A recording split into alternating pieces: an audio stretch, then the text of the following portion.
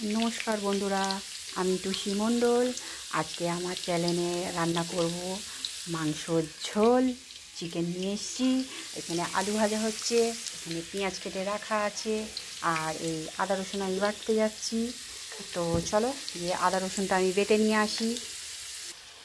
তো চলো বন্ধুরা, আবার আমি এসে গেছি। এবার এখানে রয়েছে হলুদ গুঁড়ো, ধনে গুঁড়ো, জিরে গুঁড়ো আর লঙ্কার গুঁড়ো, আর দিয়ে দেবো কাঁচা সরষের তেল,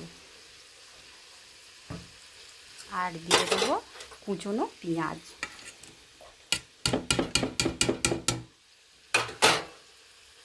তো বুঝতেই পারছো একা হাতে তো এই যে আমি দেখাচ্ছি ভিডিওটা করে, এক হাতে ফোন ধরে আছি আর এক হাতে আমি কিনা মাখাচ্ছি। তো একা হাতে ধরে করতে অনেকটাই সমস্যা হয়ে যায়। তো ভুল হলে একটু মানিয়ে নিও, আর কি ভুল হচ্ছে না হচ্ছে কমেন্ট করে জানিয়ে দিও, আর একটা চ্যানেলকে সাবস্ক্রাইব করে দিও যদি বন্ধু মনে করো। আর এদিকে আমাদের আলু ভাজা হয়ে গেছে, ওটা তুলে নেব।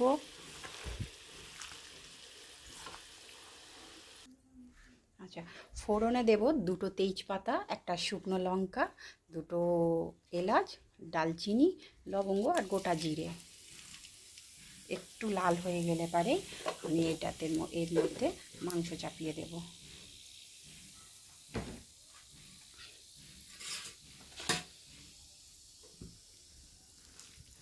আমার রান্নার জায়গাটাও ঠিকঠাক নেই,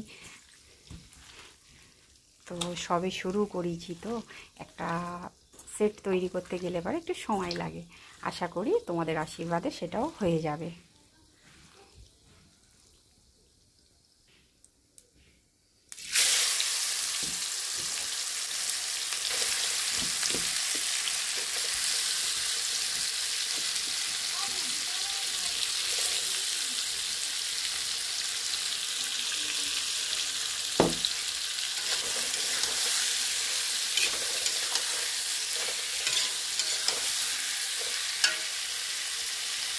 আর এই দিয়ে দিচ্ছি বন্ধুরা আদা রসুনের পেস্ট।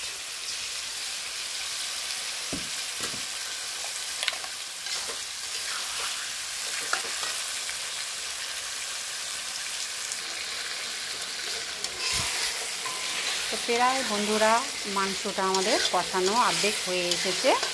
তো এবারে দিয়ে দেবো আলু, ভেজে রাখা আলুগুলো দিয়ে দেবো, দিয়ে বেশ কিছুক্ষণ কষাতে থাকো যাতে আলুগুলো সিদ্ধ হয়ে যায় আর মাংসটা একটু ভালো কষানো হয়।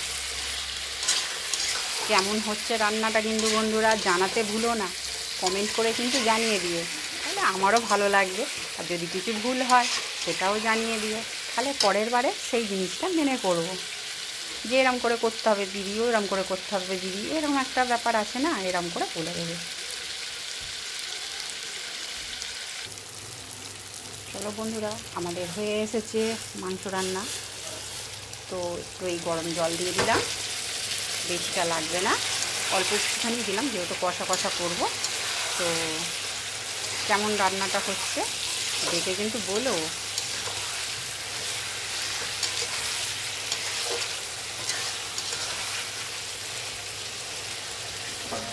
একটু ঢাকা দিয়ে দেবো 10 মিনিটের জন্য। চলো বন্ধুরা, আমাদের চিকেন রান্না হয়ে গেছে, এবার দিয়ে দিচ্ছি আমি গরম মশলা। তো রান্নাটা এখানেই শেষ করছি, যেহেতু আমাদের রান্না কমপ্লিট হয়ে গেছে। তো তোমাদের কীরকম লেগেছে রান্নাটা জানাবে। টাটা বন্ধুরা।